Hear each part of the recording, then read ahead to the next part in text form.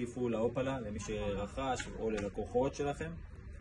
קודם כל, ידית טלסקופית מתכווננת, שרוצים לקפל את המוצר, לחיצה על ברקס, מביאים את הידית קדימה, לוחצים פה על הכפתור, לוקחים אותו שמאלה ולחיצה על הכפתור הפנימי.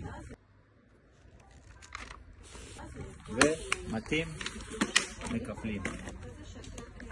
כשרוצים לפתוח, משאירים את זה על הרצפה, לוחצים עוד הפעם, לוקחים את הכפתור שמאלה, הכפתור החיצוני, ולחיצה על הכפתור הפנימי החשוף, ומרים. לוקחים את הברקס והולכים. דבר נוסף שיש במוצר הזה, כשרוצים שהילד יהיה כבד, משקל גבוה ורוצים להכניס לרכב, אפשר בנוסף להוציא את הסלקל על ידי לחיצה על הכפתור. הסלקל נשלף מהגלגלים, אפשר לקשור ברכב, ואז זה לקפל כמובן לתוך הבגאז'.